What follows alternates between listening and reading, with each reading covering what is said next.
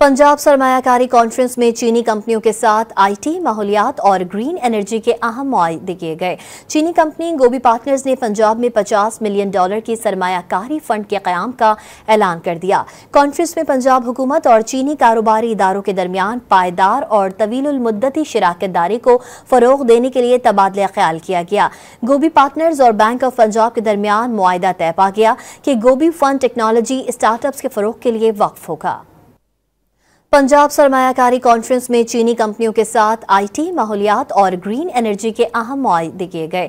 चीनी कंपनी गोबी पार्टनर्स ने पंजाब में $50 मिलियन की सरमायाकारी फंड के क़याम का ऐलान कर दिया। कॉन्फ्रेंस में पंजाब हुकूमत और चीनी कारोबारी इदारों के दरमियान पायदार और तवीलुल मुद्दती शराकत दारी को फ़रोग़ देने के लिए तबादला ख्याल किया गया। गोबी पार्टनर्स और बैंक ऑफ पंजाब के दरमियान मुआहदा तय पा गया कि गोबी फंड टेक्नोलॉजी स्टार्टअप्स के फ़रोग़ के लिए वक्फ होगा।